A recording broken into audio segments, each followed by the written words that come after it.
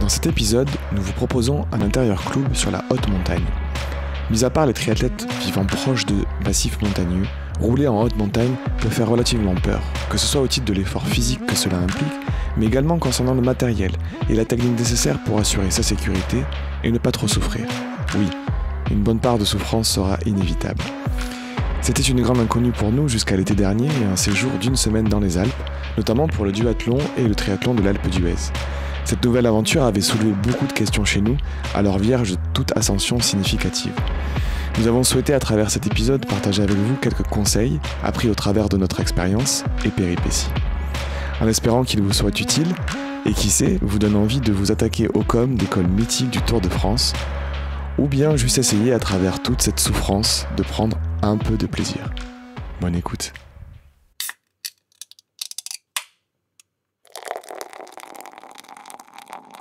T'as peur d'avoir mal.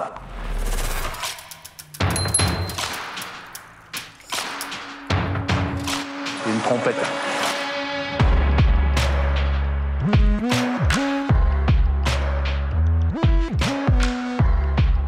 Bienvenue sur le podcast Pinta Triathlon Club, le premier podcast français dédié au triathlon.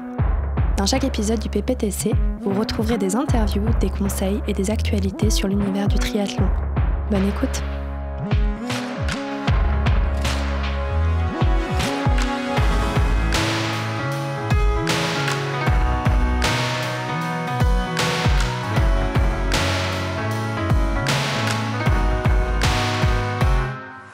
Trois 24 dans les... Mais putain, même quand j'avais pèleriné, à ça, j'aurais craché dessus.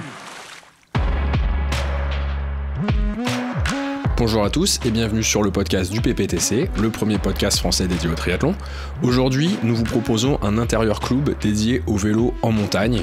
On a eu la chance l'été dernier de se faire une semaine avec le PPTC à l'Alpe d'Huez. On a pas mal roulé, on a eu pas mal de questions qu'on s'est posées, pas mal de réponses qu'on a pu apporter. Il y a eu d'autres épreuves dont on vous parlera juste après. On était pas mal axés sur la montagne, notamment Joji et Mélène. Et du coup, on s'est dit que ça pouvait être intéressant de faire un épisode un petit peu conseil sur des grandes techniques ou des grandes lignes directrices en tout cas qui vont vous aider pour progresser à la montagne, mais surtout être assez serein pour vous y rendre en toute tranquillité avec tous les éléments nécessaires. Et pour répondre à toutes ces questions, on a la chance d'être au complet ce soir avec le PPTC. Messieurs, bonsoir, Joji, Mélène, Thibaut.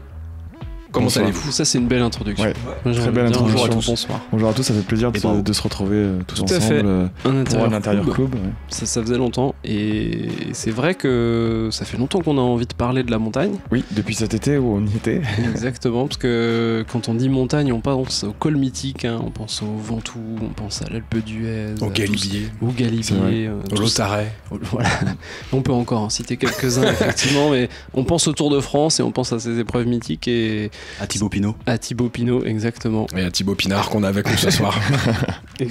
Salut à tous. Et du coup, non, c'est pas mal parce que c'est vrai qu'on n'a pas l'occasion, nous, en étant à Paris, de rouler beaucoup en montagne. Et donc, faut quand même se préparer un petit peu pour y aller. C'est vrai que ça fait pas du classique. Ouais, ça fait un peu peur. Après, les auditeurs qui nous écoutent, qui sont en région Rhône-Alpes, peut-être ils doivent doucement sourire. C'est un peu leur quotidien de rouler. Alors que pour nous, la montagne, c'est la vallée de Chevreuse. Ça monte quand même pas mal, mais c'est pas tout à fait pareil. Mais c'est pas pareil. Ouais. Pareil en Bretagne, il y a pas mal de bosses, mais au final, à la fin d'une sortie, tu te dis, j'ai fait un peu de plus quand même. Tu t'en rends pas trop compte, mais. Exactement, c'est jamais plein en Bretagne. Bon, de la petite bosse, on a quand même quelques. Enfin, le Tour de France se joue rarement à Pleuhermel, par exemple. Ouais, ça se joue pas à Pleuhermel, mais à Mur de Bretagne, c'est quand même une épreuve qui a été gagnée l'année dernière par ce bon vieux Van der Poel. Donc, non, quand même, ça, c'est une épreuve mythique. Finalement, physique de grimpeur un peu quand même. Exactement. On reviendra un petit peu sur le profil des grimpeurs un peu après. Il y a une terminologie pour introduire un petit peu le sujet, dont on entend souvent parler à la montagne, qui est le D+. Est-ce que quelqu'un peut se lancer à l'explication du D+, Thibaut par exemple ? Le D+, effectivement, écoute, le D+, c'est simplement le dénivelé, hein, c'est un peu il sait pas ce que c'est, un raccourci. D'habitude, il dit dénivelé et D+, ça l'a bloqué. Non, c'est vrai que je suis pas le meilleur grimpeur du club, hein, c'est toi qui as les coms dans les Alpes. Hein. Et le caleçon à poing. Ouais. Du coup, je te laisse peut-être l'expliquer plus en détail. Bah oui, Geoffroy, dis-nous, qu'est-ce que c'est le D+? C'est quand ça monte. Ouais, voilà. Merci Joji. Bah, c'était pas compliqué. Hein. Et comment on le calcule alors par rapport au niveau de la mer? Alors, il y a du D+, et du D-. Et il y a du quand démon tu descends, quand ça descend. Quand ça fait En plaisir, effet. quand ça descend. Une fois quand tu bascules en haut du col. C'est ça. C'est que quand on monte 1 mètre de D+, c'est comme si on montait 1 mètre à taille d'homme. Mais en montée. Ouais, tout à fait. C'est imagé, mais Non. c'est un peu ça. On va dire que le D+, basiquement, c'est la différence, si elle est positive, entre l'endroit d'où on part, d'où l'on part, Voilà. à là où on arrive. Si, Si tu montes un Thibaut, tu montes 2 mètres. on a à peu près 2 de D+. Ce serait ça Exactement. techniquement. 2 D+. 2 de D+, c'est un Thibaut. à peu près. Et du coup, si on monte 100 Thibaut 2%, ça veut dire qu'on fait 2 mètres en vertical pour 100 mètres Tout à fait. d'horizontal. Et Exactement. pour donner une image, parce que c'est pas mal d'avoir une professeur comparaison, Mélène est là. tout à fait. Une toiture, c'est 25%. Donc ça permet d'imaginer un petit peu ce que ça représente. C'est les toitures bretonnes. Monsieur Charpente. Il y a des putain, c'est comme ça parfois le haut, les toits. Ils sont plats. Faut des gouttières alors, hein, parce que. Enfin, en tout cas, merci pour l'image. Merci pour l'image, Mélène. 25%, c'est quand même pas mal comme pente. Hein. On n'en voit pas souvent. On n'en voit pas souvent. Heureusement qu'on monte pas des toitures souvent en vélo. Du coup, ça va dépendre des toitures quand même. Tout à fait. Oui, ça, et puis on monte pas les toitures en vélo, c'est ça le. Ouais, Mais jamais c'est- arrivé. Mais c'est un bon indicateur, 25% c'est quand même pas mal. Moi, ce que j'aime bien me garder en tête, c'est, je l'ai, parce qu'on va en chevreuse, c'est le rapport de 10 km, 100 mètres pour 10 km.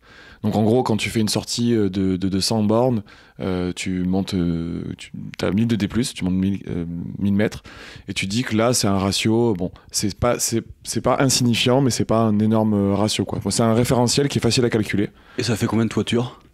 Alors là, je ne saurais te dire. Ça dépend de la C'est- longueur de la toiture.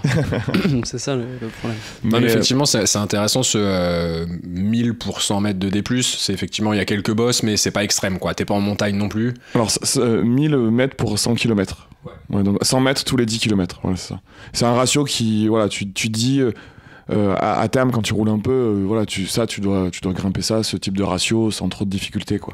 Et pour comparer, donc cet été, enfin l'été passé, pardon, on était donc à l'Alpe d'Huez sur la semaine. On a fait de Bourdoisan jusqu'au Galibier. C'est ça, par le Lotaré. Exactement. Donc ça fait 90 km aller-retour et on a fait à peu près 2200 de D+, sur 90 Ça. km. Mais comme on se le disait à Ouais, ce mais moment-là, même disait à juste titre que. exactement, qu'au final, c'était sur 45 km qu'il y avait eu ces 2200 D+, puisqu'après, c'était le retour stricto sensus, et donc, pour le coup, c'était pas exactement ni le même temps de parcours, ni le même dénivelé positif sur le retour, évidemment. C'est ça. Donc là, c'est quand même beaucoup plus de dénivelé par rapport au kilomètre parcouru. Après, voilà, le ratio 10 km sur 100 mètres. Bon, en tout cas, c'est le mien. Il y en a qui doivent avoir d'autres ratios, mais je pense qu'il est pas mal pour se dire la difficulté d'un parcours, quoi, de se donner une difficulté. Il y a évidemment un sujet qui est important, qui est le matos, qu'on emmène en montagne. C'est pas forcément la même chose que quand on roule sur du plat. Il y a quelques spécificités. Il est arrivé quelques galères au PPTC dont on vous fera part et qui vous serviront très certainement de bons conseils ou d'erreurs à pas reproduire. Surtout des erreurs à pas reproduire. Surtout les erreurs à pas reproduire. on est Mélène, bon je sens que t'es un peu marqué par cette histoire. Tu vas nous en dire On a plus tué juste les après. plâtres. Est-ce que il y a un des premiers points, c'est le ratio, le développement qu'on va emmener en montagne, c'est pas le même que quand on roule sur du plat. Est-ce que vous pouvez donner quelques ordres de grandeur un petit peu sur les développements qu'il faut emmener en montagne? Même si évidemment ça dépend des jambes de chacun, évidemment. C'est ça, Tout à fait. déjà. Bah, il faut distinguer juste, il y a haute montagne et on va dire petite montagne, ça dépend un peu du pourcentage. Des développements un peu classiques qu'on va trouver, ça va être 50-34 ou du 52-36. Donc là, c'est la taille du plateau, c'est le nombre de dents qu'on a sur le plateau. Et à l'arrière, souvent, on va avoir 11-25, 11-28 et on peut monter jusqu'à plus sur la cassette. 11-32. Jusqu'à 11-32, voire 34. 34. Ça, c'est des développements qui permettent de passer partout en haute montagne. Après, tu as des développements un peu plus forts qu'on va retrouver sur le plat, type 53-39. Là, on commence à être sur des gros développements. Et clairement, moi, c'est ce que j'avais dans l'Alpe d'Huez. Et j'avais une cassette en 11-25. Et pour un mec qui n'a pas un gros niveau comme moi, c'est clairement insuffisant. Et c'est une bonne technique pour s'exploser les jambes. Oui. Ça, c'est important, le braquet, de bien regarder ce qu'on a avant de partir, parce qu'après, c'est compliqué de le changer. Des fois, les cassettes, on peut pas mettre tous les types de cassettes sur son vélo. Déjà, on les trouve pas forcément. On est quand même dans une période où c'est compliqué de trouver du matériel, notamment des cassettes, même si ça a l'air d'aller un petit peu mieux en ce moment. Mais effectivement, tu disais justement, il y a certaines cassettes qui peuvent pas passer sur les vélos. C'est ça, parce qu'en fonction du nombre de vitesses qu'il y a sur la cassette et en fonction des dents, enfin si tu passes en 34 ou des choses comme ça, il faut aussi que la chape du derrière puisse aller balayer l'ensemble des pignons en fait de la cassette. C'est pas toujours le cas sur les dérailleurs, il faut des chapes longues des fois, etc. Donc il faut... La chape, pour expliquer, c'est la partie qui est la plus bas quand vous regardez votre dérailleur. Il y a donc le galet et c'est ce qui... La chaîne passe sur la chape. Et donc il y a différentes tailles, c'est ce qu'on a appris notamment cet été, chacun respectivement, qu'il y avait des chapes courtes et des chapes longues. Et des chapes moyennes. Exact, et des chapes moyennes, et qu'il n'était pas forcément possible de mettre une chape longue qui permet l'installation d'une cassette avec plus de dents sur tous les dérailleurs. Donc il y a aussi des contraintes techniques auxquelles, même si vous changez certaines pièces, ça passera pas à cause de l'ensemble du groupe que vous avez, quoi. Si on veut passer sur une cassette à plus de 28 dents, grosso modo, une chape moyenne, ça passera pas. Donc il faut changer la chape du dérailleur, et c'est une contrainte technique supplémentaire. On peut pas juste changer la cassette comme ça, il faut regarder si la chaîne est aussi assez longue, c'est pas toujours le cas. Du coup, il faut anticiper tout ça, quoi. C'est pas forcément réalisable 2 jours, une semaine avant de partir. Mais c'est vrai que je me rappelle quand on a fait le triathlon ça me fait rire un peu maintenant, de Deauville. T'as pas l'air de rigoler là, mais... Si, mais non, ça va. Mais on avait très peur de la côte de Saint-Laurent quand on commençait à faire du tri, qui est un peu costaud, mais elle est assez courte, quoi. Où on pensait à changer les cassettes et machin. Moi, j'étais obsédé par ma cassette. Au final, bon, si vous faites le triathlon de Deauville, vous avez prévu pour la première fois... la côte de Saint-Laurent, ça passe, faut rentrer dedans. Il y a un passage à 15%, je crois, un truc comme ça. Ouais, mais c'est relativement court, donc ça passe bien. Mais du coup, oui, ça me fait marrer parce que maintenant, le rouler dans les Alpes, c'est quand même bien différent. Là, c'est sur des ascensions qui sont beaucoup, beaucoup plus longues, donc faut pas se tromper, quoi. En fait, la difficulté en haute montagne, enfin le ratio qu'on va pouvoir avoir, le développement, c'est pas tellement sur une pente à 10-15%. Si elle est très courte, en danseuse, on peut amener quasiment... chauffe un peu les cuisses, mais... Voilà, mais c'est possible de monter avec des gros développements. C'est plus le fait que ce soit très long et sur plusieurs kilomètres. Si en fait on est en force tout le long et que on peut pas vraiment faire tourner les jambes, on s'épuise assez rapidement et on n'arrivera potentiellement pas en haut. C'est ça le plus gros risque. Du coup, c'est ça qu'on travaille aussi en montagne pas mal. Enfin, c'est la force au final, parce que c'est des cadences de pédalage qui sont faibles. On peut être sur des cadences... alors après, si on s'entraîne, on peut faire exprès d'avoir des cadences très faibles. Mais je sais pas, une cadence faible, ça va être à partir en dessous de 70, quoi, 65, 60, des fois encore moins. Et on va développer beaucoup de watts. Il y a des passages dans des cols où il y a des cols, notamment l'Alpe d'Huez, il est beaucoup en force. Après, ça dépend le braquet qu'on a aussi, mais on peut être un peu moins en force sur des braquets, si on a des cassettes en 34, avec des plateaux qui va bien avec. Mais c'est ça ce sur quoi on va jouer, en fait. Ouais, ce qu'il conseille, je crois que c'est une cadence quand même autour de 75-80. En dessous, en montagne, ouais. En dessous, on est quand même un peu trop en force. Donc après, ça dépend. Il y a des cyclistes qui arrivent très bien. Il faut quand même avoir un gros niveau. Après, en dessous de 70, on commence quand même un peu à s'épuiser, quoi.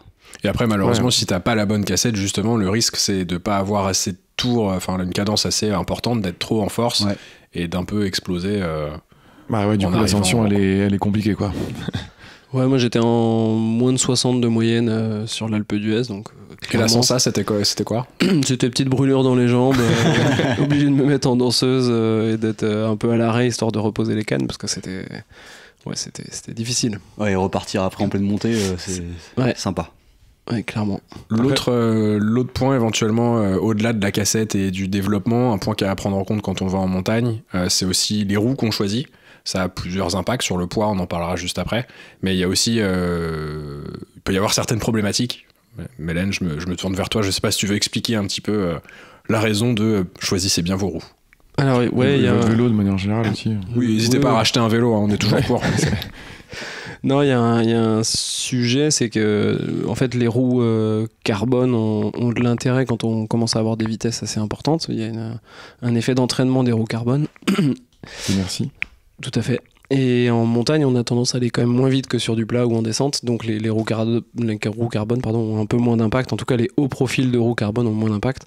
L'intérêt, ça va être éventuellement la partie poids où elles sont plus légères que des roues alu, mais bon, l'impact du carbone est moins important. Par contre, dans les descentes, quand on va rouler vite sur des roues carbone avec des freins à patin, il faut faire attention puisque quand on freine avec le patin, ça va faire chauffer le carbone. Et je l'ai appris à mes dépens, mais en fait, si on fait trop chauffer le carbone, il peut imploser.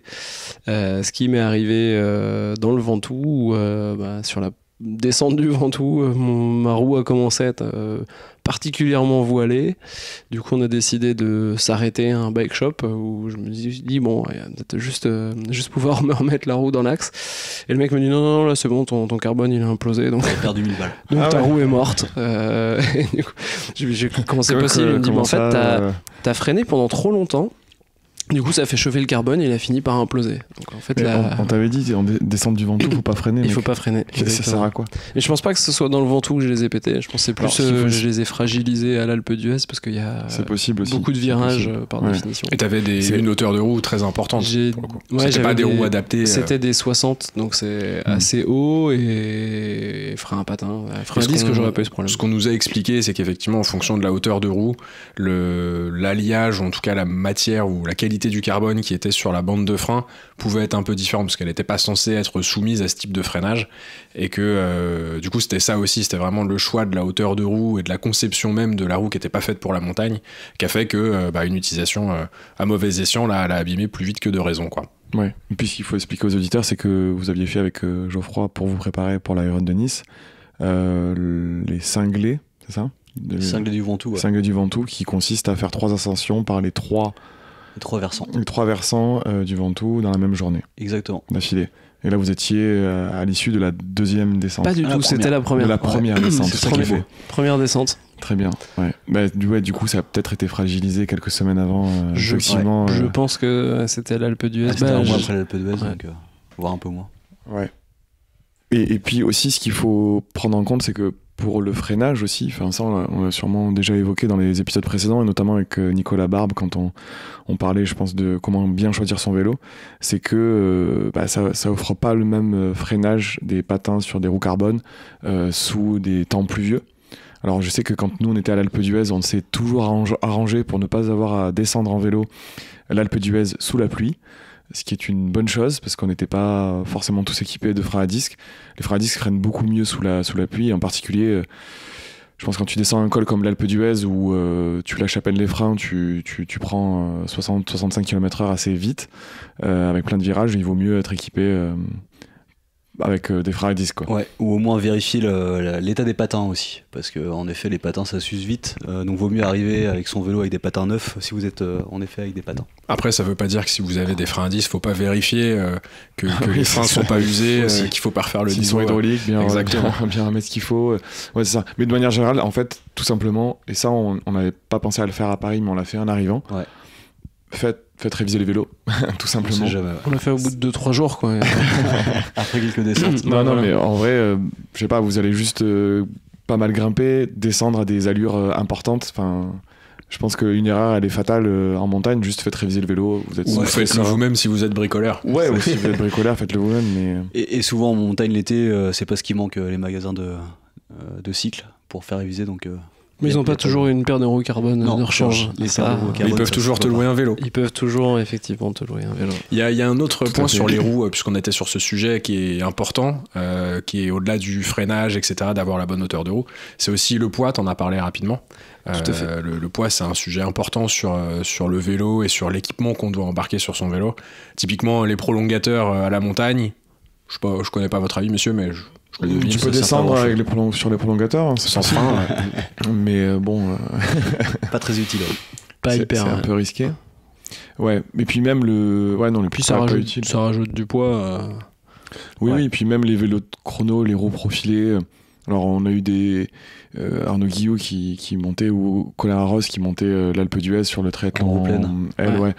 Ouais, parce que en fait ils sont en compète, c'est des élites, ils roulent comme des porcs sur les passages plats. Voilà, c'est ça. Il avait calculé que le gain sur les passages plats était plus intéressant que la perte dans la montée. Donc c'est un vrai calcul. Voilà, quand on va rouler en montagne, enfin, si on a un autre vélo qui est plus adapté, enfin, c'est pas forcément un truc en carbone, profilé, tout ça. Puis en plus, les roues, avec le profilage des roues, enfin la hauteur de jante, il y a aussi des risques dans les descentes, ça peut être hyper venteux. Et on l'a vu sur la descente du Galibier, honnêtement. Le coup de vent latéral, là, ça peut faire Ouais, mal. c'est ça. Enfin, franchement, il y a des moments où t'es quand même pas serein quand tu descends à 70 ou plus et que t'as du vent latéral. Et puis tu dois fermer la fermeture éclair de ton veston, du coup tu lâches les mains à 70, ça, c'est un peu... tu lâches pas les mains. Et en effet, faut pas oublier le coup de vent, comme le dit Mélène, parce que quand on monte, on transpire. Et quand on descend, par contre, on a le maillot trempé et là il caille grave sur la descente. Donc, surtout si on s'arrête en haut pour prendre une petite photo avec le panneau. En plus. Tout à fait. Puis souvent on oublie aussi qu'en altitude on perd vachement de degrés. Ouais. Et c'est vrai que quand on part dans la vallée il fait potentiellement assez chaud, mais dès qu'on arrive un peu en altitude ça se refroidit assez rapidement. Et les descentes, même si on va beaucoup plus vite, elles peuvent durer un quart d'heure, 20 minutes. Et les 20 minutes à skier avec le vent qui souffle sur la transpiration, c'est et la sensation de froid, c'est à peu près 1 degré perdu pour 10 km/h. Donc c'est vrai que quand tu descends et que t'es à 50 ou 60 km/h, ce qui peut aller assez vite, ça fait mal.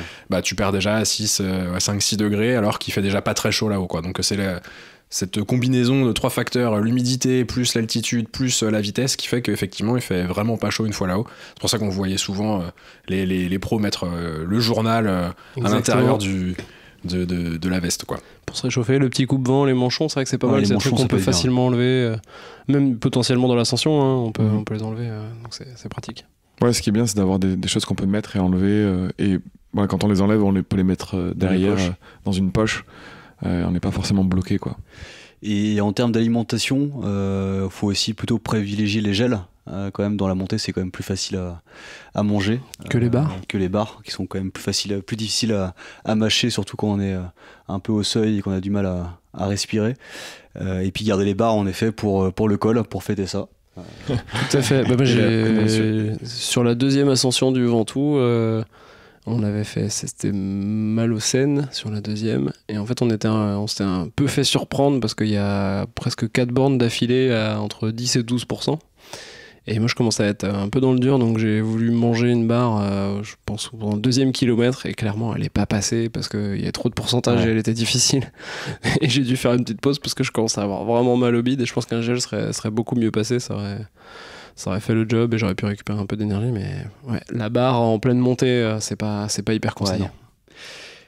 En tout cas, il faut prendre assez pour s'alimenter, s'hydrater pendant toujours. Parce que c'est quand même un effort qui est pas anodin, quoi. Les ascensions de col, faut beaucoup s'alimenter, et puis fêter ça par une petite croziflette, une petite tartiflette ou une fondue, une raclette, peu importe. Ça à faire plutôt à la fin du séjour malgré tout, parce qu'il y a un sujet qui est aussi important, c'est le poids que vous transportez. Ça a un impact énorme à la montagne, puisque c'est cette stat, en préparant un petit peu l'épisode, on a vu, c'était l'entraîneur de Romain Bardet, je crois, qui disait qu'en gros, chaque kilo supplémentaire, c'est l'équivalent de 10 watts sur un plateau de 5 à 6%. Donc ça va assez vite, hein. C'est-à-dire que si vous avez ne serait-ce que 2-3 kilos en trop, c'est déjà 30 watts à aller chercher, et là on parle de plateaux de 6%. Donc quand vous êtes à l'Alpe d'Huez où il y a des portions à 12, je sais pas si c'est forcément linéaire comme calcul, mais à mon avis tu peux vite perdre 50 watts dans la bataille parce que t'as pas fait attention ou t'es pas arrivé préparé, quoi. C'est un exercice physique qui est assez intense, donc arriver préparé et un peu sec dans la mesure du possible. Donc la croziflette, c'est plutôt la fin du séjour. Ouais. On prend pas les bidons parce que ça rajoute du poids. On les jette sur le bas-côté, bien sûr. Exactement. S'ils sont biodégradables. Dans le respect de l'environnement. Et après, tu soulèves un point important, faut pas y aller non plus les mains dans les poches, faire des cols, ça se prépare. Faut quand même aussi pas y aller. Y aller un petit peu entraîné. Voilà, faire un petit entraînement, faire des bosses, faire du home trainer aussi, ça peut servir pour jouer sur la puissance. Même si, attention, l'Alpe du Zwift n'a rien à voir. Ah non, malheureusement non. Non, c'est clair. On a absolument rien à voir. Ouais. On a vu la différence déjà rien que sur les chronos. Je crois que il y a bien 5-6 minutes d'écart entre l'Alpe du Zwift et l'Alpe d'Huez. Et puis les conditions météo, et puis même, je pense que la gravité te rattrape vraiment dans l'Alpe d'Huez, alors que sur ton home trainer, ça va, t'es un peu plus détente. Mais non, ça permet en tout cas de travailler en force, et c'est vrai que c'est une des qualités qu'il faut avoir pour la montagne, c'est que s'habituer à avoir un gros développement et des fréquences assez basses, c'est ce que tu vas retrouver le jour où tu fais de la haute montagne, donc c'est pas mal de s'y préparer un petit peu. Donc c'est ça les entraînements qu'il faut faire sur Home Trainer. Après, si vous avez Zwift ou d'autres logiciels de ce type, Kinomap aussi, pour ne pas le citer, les entraînements sont bien faits, hein. C'est souvent des cadences relativement faibles et des gros watts à développer pendant un bon moment pour se préparer à la montagne. Et vous, messieurs, vous montez justement l'école plutôt assis ou plutôt en danseuse ? C'est une bonne question. Moi, je suis en danseuse. J'attaque tout le temps. Tu retires quelques dents, clac, clac, clac, voilà, tu te mets en danseuse et tu nous fumes, quoi. C'est un peu ton idée. Je prends la route celui de devant, je descends dedans, ça fait peur, et puis je me mets en danseuse, j'attaque. Ouais, puis là tu te réveilles et t'es toujours avec nous, quoi. Puis là je suis en PLS, j'ai les cuisses qui chauffent, et puis je me calme. Non mais plus sérieusement, est-ce que vous pouvez expliquer un petit peu l'intérêt éventuellement des deux techniques, j'ai envie de dire? Moi j'ai découvert vraiment une position que j'ai découvert justement en faisant le col. En vélo, bien sûr. Merci de préciser.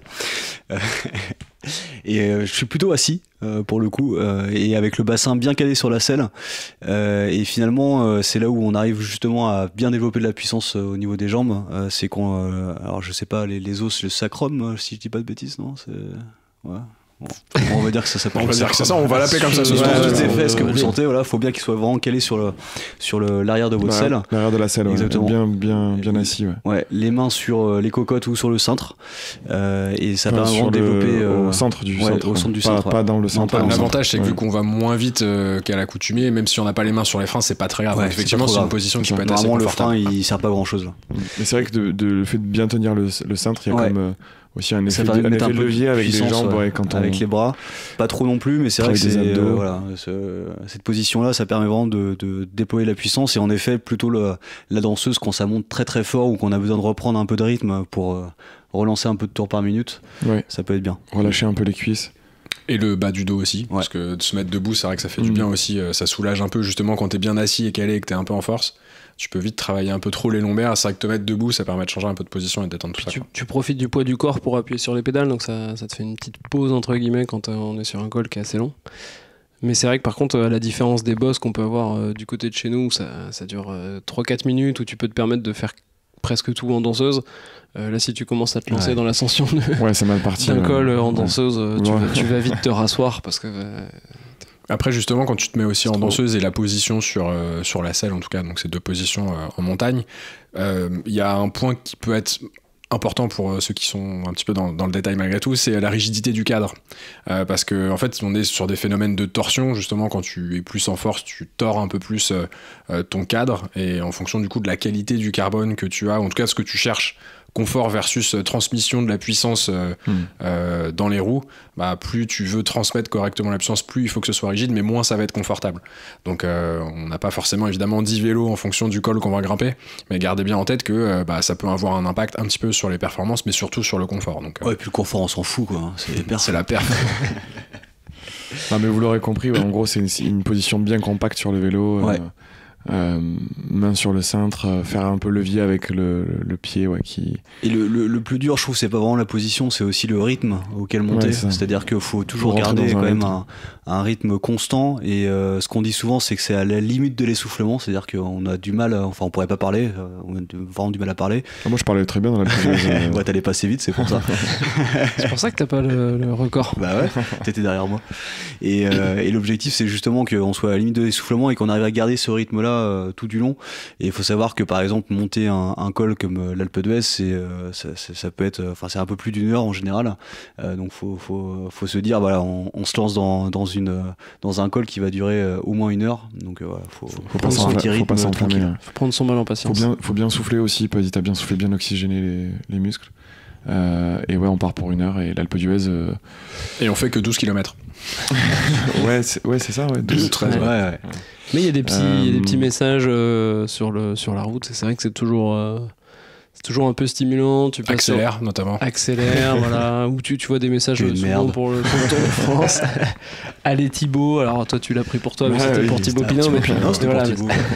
Non, mais c'est vrai que c'est toujours sympa de repasser aussi sur ces routes mythiques. Il y a ce côté-là. Ouais, puis c'est ça. Enfin, on n'a pas parlé encore, mais aussi, enfin, ceux qui sont amoureux du vélo, voilà, on est dans des cols mythiques, comme tu viens de le dire. Les Alpes, c'est magnifique, les paysages. T'en prends plein les yeux, franchement.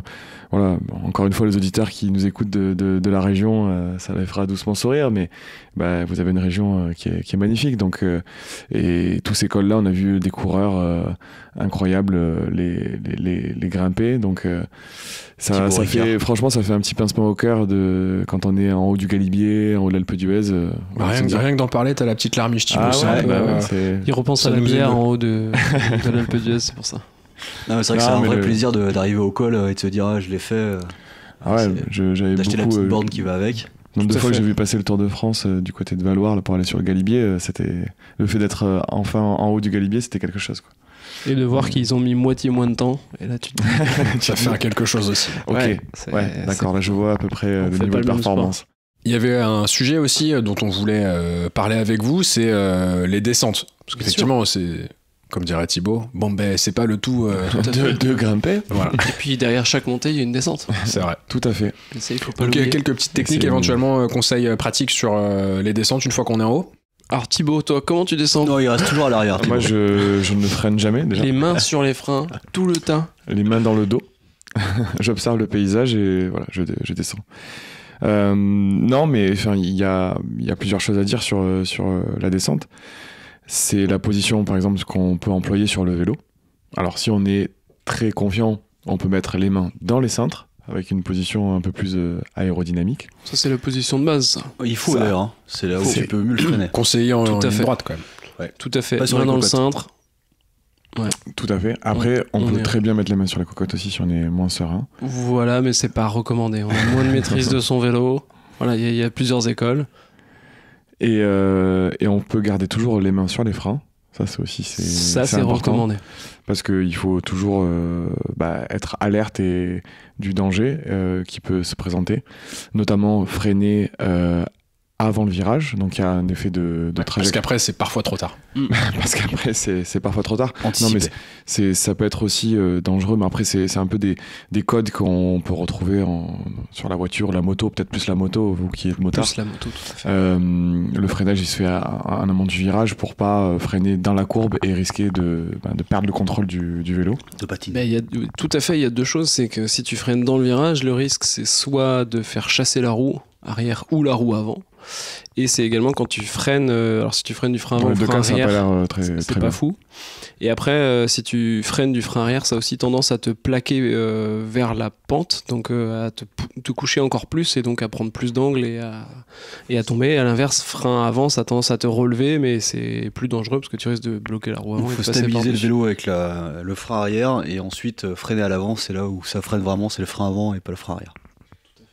Et justement, dans le freinage, c'est bien de freiner des deux freins, à commencer par le frein arrière.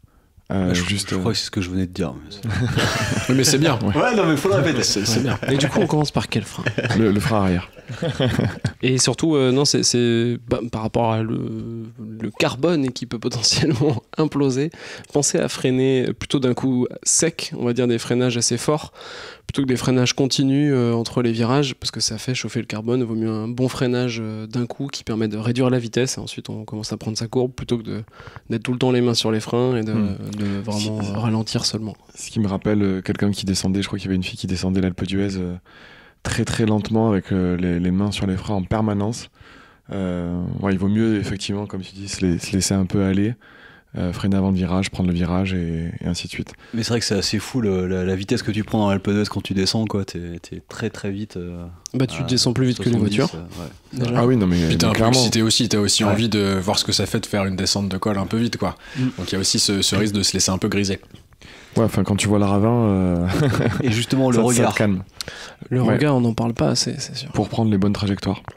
Ouais, bah pour les gens qui font de la moto ou des sports d'hiver par exemple. Ou de la Formule 1. Ou de la Formule 1, voilà, classique. Ils sont moins nombreux, mais on les salue. On dit souvent qu'il faut regarder loin et en fait placer le regard là où on veut aller et pas regarder 1 mètre devant le vélo, sinon on va finir dans le fossé. Donc l'idée c'est plutôt de regarder assez loin, d'anticiper la trajectoire et vraiment de la regarder, et ça va permettre, le corps va naturellement se mettre dans la bonne trajectoire. Donc on va regarder l'extérieur du virage. On va chercher à rentrer dans le virage et dès qu'on est dans le virage, on regarde loin vers l'extérieur et ça permet d'avoir une trajectoire qui est plus souple plutôt que de regarder juste devant soi. Jamais regarder la roue avant, toujours regarder justement là où on veut aller. Exactement. Mais c'est un problème que justement les pilotes de Formule 1 n'ont pas, c'est éventuellement les voitures qui peuvent arriver à contresens. C'est ça, parce qu'on a souvent tendance, c'est Charles Leclerc qui m'a dit ça récemment. On le salue, quel mythe. C'est on a tendance avec la vitesse à prendre des angles qui sont parfois un peu plus larges et on pense qu'on va pouvoir freiner dans le virage et rattraper la trajectoire, et c'est souvent complètement faux. Et c'est vrai que si on n'a pas regardé assez loin, on n'a pas anticipé assez le virage, il peut y avoir des petits problèmes, quoi. Donc effectivement il faut faire attention à ça aussi. Et du coup, par rapport à ça aussi, n'oubliez jamais que quand vous descendez un col, la circulation est ouverte. Donc la voie en sens inverse, à l'opposé, il peut y avoir des voitures, donc c'est pas de jouer à couper la voie de l'autre côté, restez bien dans votre voie et calculez votre trajectoire en fonction, parce que il peut y avoir des accidents assez graves. S'il faut se rabattre d'un coup, ça peut être un peu compliqué. Ouais. Des voitures qui doublent en montant aussi, enfin voilà, faut faire vraiment attention à la circulation sur les descentes de col, quoi. Et attention à la jambe aussi, au niveau de la pédale. Toujours justement avoir la pédale relevée à l'intérieur du virage. Sinon, si on est fait, on a la pédale en bas, on risque de taper le bitume et du coup d'avoir un accident. Oui, parce qu'on s'incline dans le virage, donc effectivement, ça peut d'inclinaison. Et on peut être tenté de reprendre le pédalage assez rapidement, et justement, il faut faire gaffe à être bien sorti, parce que des fois on se rend pas bien compte. Avoir le vélo bien équilibré pour reprendre le pédalage. Après on peut faire frotter la pédale aussi, c'est pas mal. Ça fait des étincelles. Exactement. Surtout dans les descentes de nuit où ça permet de montrer aux copains où est-ce qu'on est situé, et c'est toujours utile. Et justement, c'est pour travailler cette inclinaison et cet équilibre dans le virage, c'est Olivier Marceau qui m'avait donné ce conseil-là. Et que une genouillère et tu poses le genou. Il faut des genouillères, c'est ça le problème. Mais, non, mais pour travailler l'équilibre dans le virage et travailler cette inclinaison du vélo, d'avoir la jambe opposée tendue, la jambe à l'intérieur du virage relevée, comme tu disais, Geoffroy, pour pas toucher la pédale au sol, et la main intérieure dans le virage qui est sur les cocottes ou dans le cintre, appuyer un peu, et donc en fait on a la jambe opposée droite qui équilibre le vélo, et on incline le vélo avec la main intérieure en poussant un petit peu, et ça permet de mieux prendre la courbe, quoi. D'autres conseils, messieurs, sur la descente? Toujours la descente en vélo, parce que... Bien sûr. Et faire attention aussi, ça dépend du col qu'on fait. Quand on fait les cols mythiques du Tour de France, en général, les routes, elles sont nickel. En revanche, quand c'est des belles descentes, des fois sur des routes un peu moins mythiques, il peut y avoir aussi un peu de routes pas terribles, des dodanes, des bosses, des trucs. Et c'est vrai que quand on est en virage, des lits de poules. Ouais, là, pour le coup, au Portugal, pendant Bakiman, il y avait des routes de campagne dans des descentes, avec un peu de nuit ou quand il fait plus très jour. Un petit nid de poule dans un virage en descente, c'est assez particulier. Il faut se faire confiance. Reste attentif, les mains bien sur le guidon, le cintre ou les cocottes, peu importe, mais... Attentif ensemble. Attentif ensemble. Safety first. Sur les conseils sur la descente, pas en vélo mais au bar, n'hésitez pas à envoyer des messages sur le compte du PPTC. Ouais, bien sûr, là on s'y connaît bien aussi. Thibaut Ricard vous répondra. Dernier point qu'on voulait aborder sur cet épisode, c'est l'école mythique. Pourquoi est-ce qu'on a voulu nous aussi se mettre au vélo, et en particulier pourquoi est-ce qu'on a voulu partir à la montagne, parce que la montagne et le vélo ça fait un peu qu'un. Est-ce que vous pouvez partager quelques cols mythiques et éventuellement donner une idée un petit peu du dénivelé que ça représente ces cols-là, pour que les gens se rendent un peu compte par rapport au ratio chevreuse dont parlait Thibaut tout à l'heure? Qui se lance? Thibaut est chaud.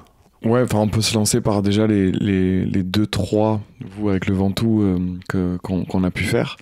Moi, le Galibier représentait beaucoup pour moi, donc je trouve que c'est vraiment un col mythique, et quand on arrive par le Lautaret comme on l'a fait, c'est très très long. L'ascension est très longue parce que le Lautaret, je crois qu'il y a 30 bornes presque d'ascension jusqu'au Lautaret, et c'est un passage obligé pour ensuite passer sur le Galibier où il y a un peu plus de dénivelé. Notamment le dernier kilomètre. Et la dernière rampe côté Lautaret pour faire l'ascension du Galibier, voilà, on parlait de danseuse tout à l'heure, pour relâcher les muscles et tout ça. Là, honnêtement, il n'y a pas trop le choix. Je pense qu'il n'y a pas trop le choix que de faire la dernière rampe en danseuse au bout de sa life pour arriver au sommet. Le dernier kilomètre, il fait mal. Ouais. Et donc après aussi, le Galibier peut se gravir par Valloire, donc il faut passer par le col du Télégraphe, Valloire, bien connu, et arriver au Galibier. On rappelle que Thibaut est guide de haute montagne, si jamais vous voulez faire des sorties avec lui. Et non, mais ça c'est vraiment un col 2642 mètres. Évidemment, il y a l'Alpe d'Huez, on en parle beaucoup. L'Alpe d'Huez qui est finalement très très en force. 1803 mètres. Non, il faut un peu de détail. Non mais il est très en force en fait. Au final, quand pour donner des ordres de grandeur, je crois que l'Alpe d'Huez en moyenne ça doit être du 8 et quelques %. Mais c'est piège. Mais c'est en fait, il est très en force. Alors peut-être que tu as apporté un complément. Je te laisse continuer. Il est très très en force. Piège, hein. Et il y a que des endroits, en fait, les endroits de repos. Ce sont en fait les virages, donc il y a 21 lacets qui sont assez, tu grimpes pas en fait dans les virages, mais c'est très court, mais c'est un moment de relâchement très court avant de repartir sur des nouvelles rampes. Et les 3 premiers kilomètres jusqu'à la Grave, il me semble, non, ça s'appelle la Garde, tout à fait. Les 3 premiers kilomètres c'est les rampes les plus difficiles, où je sais plus combien il y a de moyenne, mais on est sur du 10. Plus 10%, ouais. Tu voulais rajouter quoi, Mélène? Non, c'est un peu piège. C'est piège, tout à fait. C'est ça, d'accord. En fait, c'est Colin Rose qui nous l'avait dit. Effectivement, en fait, il fait que 8,5, je crois. Mais en fait, parce qu'il y a les virages où c'est à 0 et qui diminuent un petit peu, mais en fait... il faut remettre des cassettes, hein. Ouais, exactement. Là, il faut relancer. Non, mais c'est difficile parce qu'en fait, t'as peu de répit et t'es tout le temps plutôt sur du 8, 10, voire 12% sur certaines rampes. Et en fait, il est vraiment dur. Il n'y a pas vraiment d'endroit où tu peux te reposer. T'as d'autres cols, tu parlais du Galibier ou du Lautaret, ça monte un peu cool. Des fois, t'es à 5-6, après tu redescends à 2-3. T'as même des endroits où ça descend.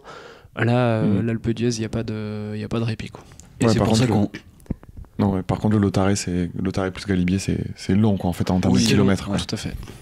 Et on vous conseille d'aller voir la topologie des cols avant de les attaquer. Topographie. Alors, je vous conseille, ou topologie ça dépend des écoles.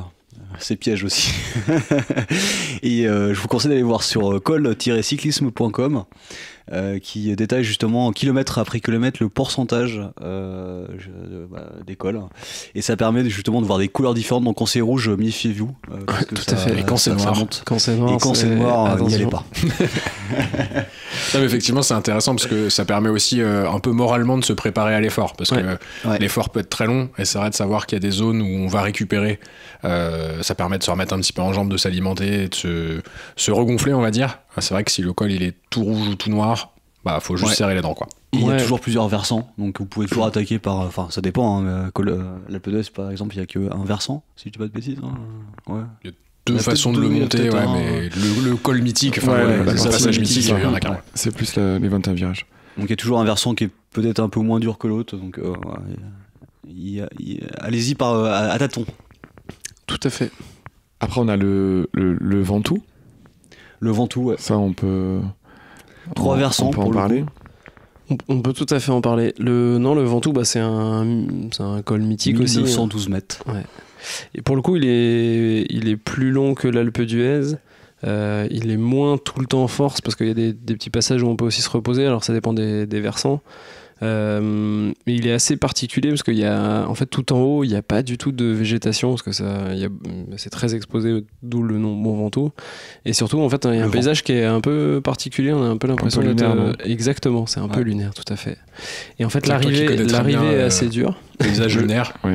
Toi qui y étais 2-3 fois. Oui. Bah oui. Et du coup, le Mont Ventoux, moi j'ai trouvé plus facile que l'Alpe d'Huez. même si... Tu disais pas ça le jour J, quoi. Je disais pas ça. C'est le vélo de location, c'était un VAE. Après la 3e ascension... Heureusement qu'il y avait une petite boutique avec du coca rouge, quoi, ouais. en haut. Non, la 2e ascension, pour moi, a été particulièrement dure. Mais il y a plus d'endroits où on peut se reposer. Mais typiquement, on parlait de regarder un petit peu le profil de l'ascension. Et sur la 2e, les 4 km, vraiment avec des gros pourcentages, moi, ça m'a fait mal. Alors que sur la première ascension depuis Bédouin, j'ai trouvé que c'était plus varié. Et en fait, tu sollicites moins les muscles parce que tu as le temps de te reposer un petit peu. Et ça crée moins de fatigue, tu peux plus mouliner, donc c'était un peu plus facile. Après, c'était la 2e ascension, donc c'est donc difficile. Pour toi, c'est pas via Bédouin qui est un des 3 versants, où c'est le plus dur, en fait. Non, finalement. c'était Malocène qu'on a fait en 2e. Après, je pense que c'est propre à chacun. Moi, les gros pourcentages pendant longtemps, là, surtout avec mon vélo, je pouvais pas vraiment mouliner, et du coup, j'y ai laissé des plumes.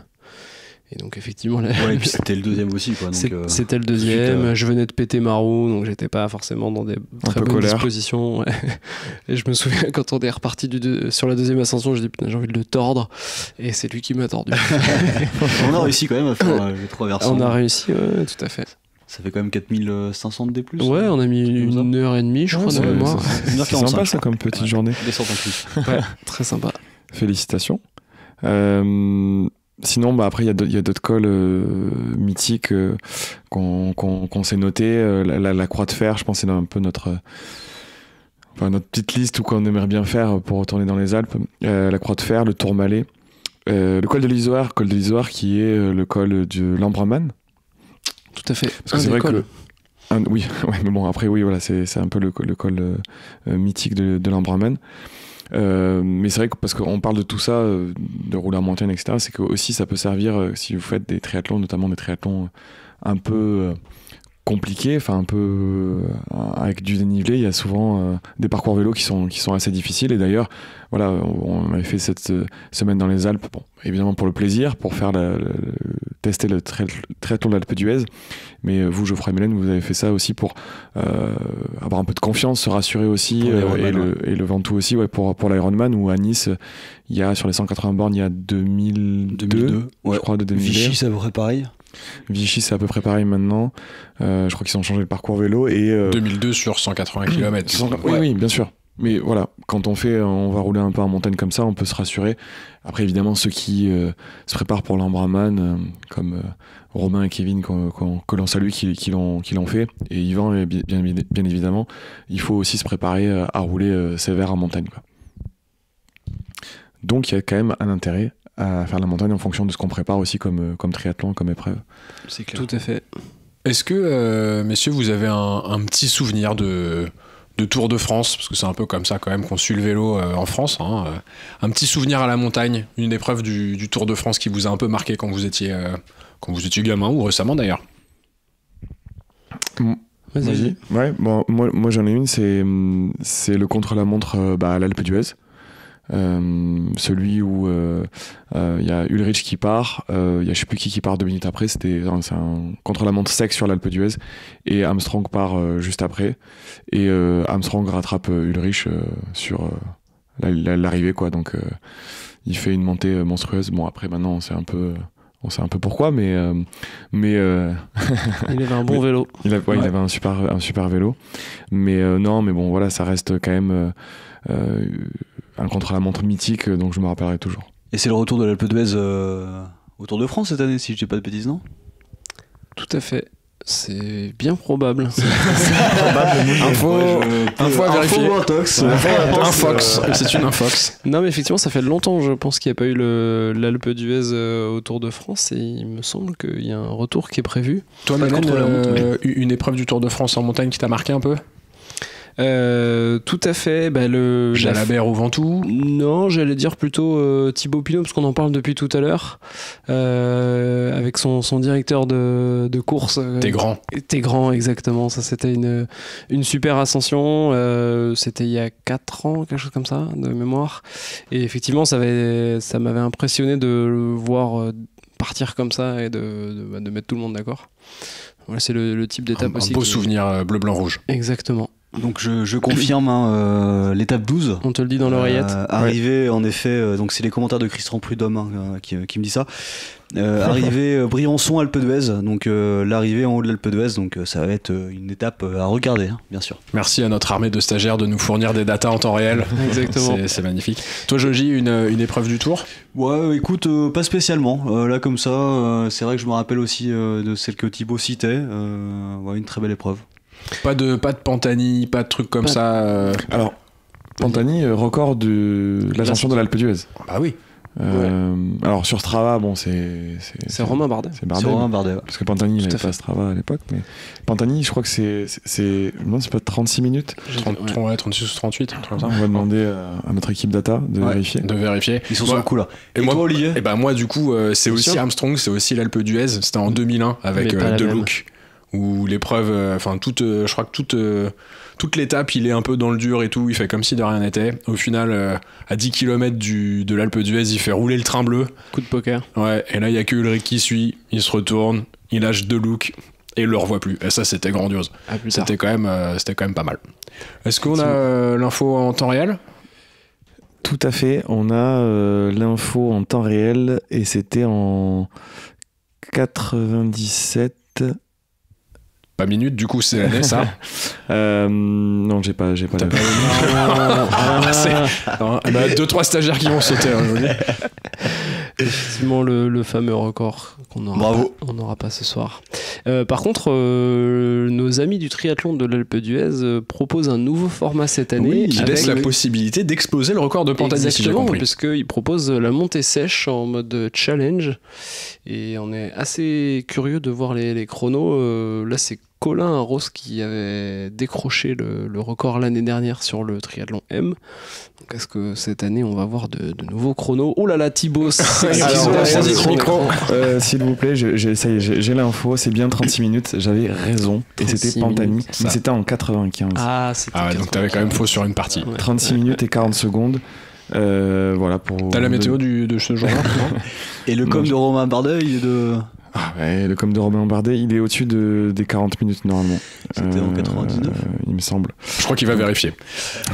Non, mais pour vous donner, ce qu'on vous disait, avec un petit niveau, c'est plus d'une heure d'ascension quand même.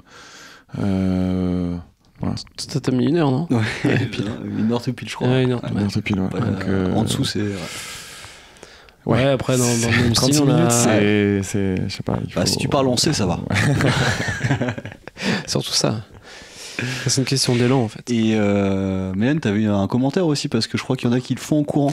Tout à fait, exactement. Ils l'ont fait l'année dernière, notamment c'est Benjamin Choquert, le duathlète, qui fait l'ascension, je crois, autour de 1 heure en courant. Donc voilà, comme quoi on n'a pas forcément besoin d'un vélo pour faire ce type de chrono. C'est un peu énervant quand c'est un petit peu énervant, hein, parce que normalement t'es censé aller plus vite en vélo, mais là il pourrait être juste derrière toi ou te pousser dans la montée. C'est un petit peu gênant, quoi. Après, c'est un sacré client quand même. Il est champion du monde, même double champion du monde, je crois. Donc c'est un peu le patron de la discipline. Hein, on en parlait en off, il vient de faire quoi, de 2h09. Ouais. Après, il nous a jamais battu encore. Hein. C'est vrai. Donc d'un certain côté. C'est vrai. On n'a jamais perdu contre lui. Exactement. Mais non, il fait 2h09 sur le marathon de Séville, c'est ça? Ouais. Valence. Je crois que 2h09. Et Romain Bardet fait 41 minutes 23. Un moins bon vélo. On était bien au-dessus des 40 minutes. Tout à fait. Bah écoutez, c'était. Je crois qu'effectivement on a fait le tour un peu de ce projet montagne. En tout cas, ouais. Je pense que c'est un petit peu l'avis général du PPTC. Si vous avez l'occasion de faire ça, c'est génial. Allez-y entre copains, avec des bons copains, de préférence. De préférence, ouais. Après, pire, s'ils sont pas très bons, c'est pas grave. Tant qu'ils sont sympas. Qui résistent à la douleur. Ils sont pas fragiles. Exactement, non mais c'est l'occasion de prendre l'air, de passer une bonne semaine de vacances entre copains, donc c'est une grosse recommandation approved by the PPTC. Allez-y l'été prochain. Ça demande un petit peu d'orgueil, il y a un tout petit truc dont on n'a pas parlé, c'est la logistique pour déplacer son vélo, soit en voiture, soit en train, etc. Ça demande un petit peu d'attention aussi. Ouais, ou une voiture bien révisée. Voiture bien révisée ou Kangoo, très pratique. On conseille les Kangoo. C'est bien aussi. Et voilà, on espère que, en tout cas, on a pu vous donner quelques conseils. utile pour aborder ces premières Sinon, expériences en montagne. Si ça vous a pas intéressé, tant pis. Si vous préférez l'autoroute et les grandes lignes droites, chacun son truc. Est-ce qu'on peut nous suivre sur les réseaux sociaux? Je me tourne au hasard vers Thibaut, Geoffroy. Joji, comment on fait? Bien sûr, le PPTC est toujours à votre écoute et disponible 24h sur 24 sur Instagram. Ouais, non, là pour le coup, on répond pas toujours. On est pas très bon sur les réponses. Mais PPTC, je le faisais en anglais, c'est pour ça, c'est Los Angeles encore qui est de retour. PPTC _ tri. Ou sur Strava. _tri. Exactement. Strava-tri. Et on a monté notre club sur Zwift aussi, si vous voulez nous rejoindre. C'est PPTC. Exactement, n'hésitez pas à nous suivre sur les différents réseaux, à nous mettre des bonnes notes sur les plateformes. Je crois qu'on peut s'abonner sur Spotify, je crois que tu as dit ça la dernière fois. Ouais, en fait on peut s'abonner sur Spotify, sur Apple Podcast, sur YouTube. Et on peut noter sur Spotify aussi, mais sur la version mobile. Je ne sais pas pourquoi c'est que sur la version mobile pour l'instant, mais n'hésitez pas à mettre des notes.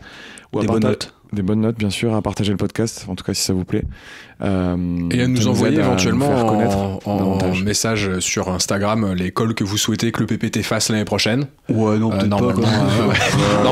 Normalement, on les fera tous. Donc n'hésitez pas à nous écrire. Lancez-nous des challenges, on les fera pas. Geoffroy les fera sans souci. Donc n'hésitez pas à... Et je refais le Ventoux cet été. S'il y en a qui sont chauds, il y a les bicinglés qui existent. Je les ferai pas, mais Thibaut est chaud, je crois. non. Ouais, non plus. Et ben messieurs, merci beaucoup. Merci. Ouais. Et puis n'oubliez pas que. Oui. C'est le club. C'est le club, bien sûr. Merci à tous. Merci, bisous. J'en ai marre d'entraîner des cons, sans déconner, je te jure.